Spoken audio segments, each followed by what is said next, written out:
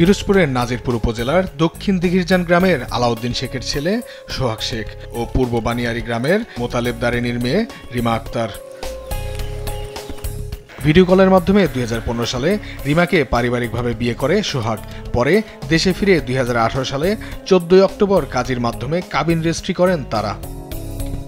বিয়ের 4 মাস পর পুনরায় বিদেশ যাওয়ার জন্য 5 লক্ষ টাকা দাবি করেন সোহাগ। মেয়ের সুখের কথা চিন্তা করে রিমার ভ্যান চালক বাবা ধার দেনা করে 5 লক্ষ টাকা দিলে পুনরায় বিদেশ চলে যান সোহাগ। কিন্তু এর কয়েক মাস পর আবারও 5 লাখ টাকা দাবি করলে রিমার বাবা তা দিতে অপারগতা প্রকাশ করে।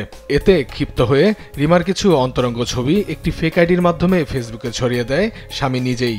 ফলে সমাজে মুখ দেখাতে পারছেন না ভুক্তভোগী ওই গৃহবধূ।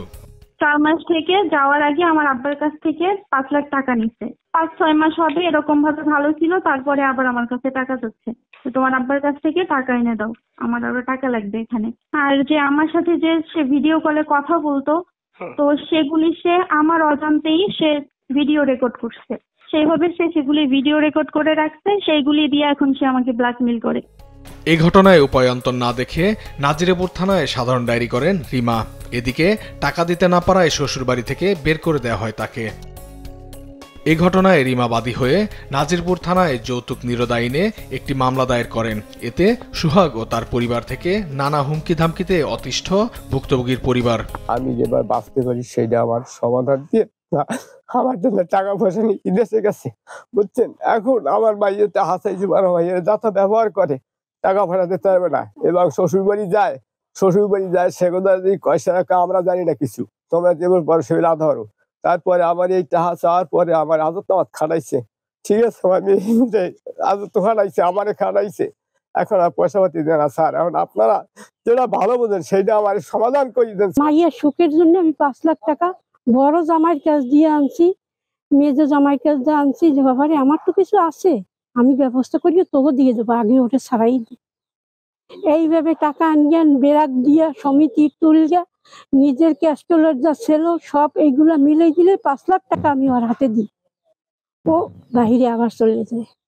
6 মাস পর্যন্ত খুব ভালোই ছিল, খুব শান্তিতে ছিল। ফেসবুকে মেয়ের নিজের স্বামী স্ত্রীর একটা ছবি আছে না, সেই ছবিগুলো ফেসবুকে ওর নাম দিয়ে আইডি করে না কি করে আমি তো জানি না বাবা, এই করিয়ে ওই ছবিগুলো ছাড়ে, ওরা ছেড়ে দেয়, মুখ দেখাইতে দেবো না, তোরে এমন পরিস্থিতি করিয়ে রাখবো যে জীবনে তুই মুখ দেখাইতে না, তুই আত্মহত্যা করবি। এর প্রতিকার চেয়ে সোহাগের পরিবারের কাছে অনেকবার ধর্ণা দিলেও কর্ণপাত করেনি তারা।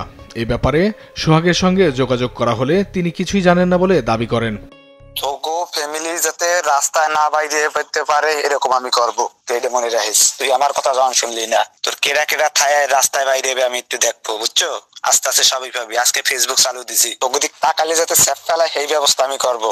আমি সব যদি বাইজে থাকি আমি যাবো না বাংলাদেশ, এটা মনে রাখিস। তবে বিষয়টি তদন্ত করে ব্যবস্থা নেওয়ার আশ্বাস দেন নজিরপুর থানার ভারপ্রাপ্ত কর্মকর্তা মোহাম্মদ মাহমুদ আল ফরিদ ভুইয়া। একটা জিডি আমাদের নলেজে আসছে, তো এটা আমরা সাইবারে মতামতের জন্য আমরা দিয়েছি, সেখান থেকে মতামতের প্রেক্ষিতে ব্যবস্থা গ্রহণ করা হবে। আইনের মাধ্যমে এ বিষয়ে সুষ্ঠু বিচারের দাবি ভুক্তভোগী রিমার পরিবারের। নিউজ ডেস্ক, দেশ টিভি।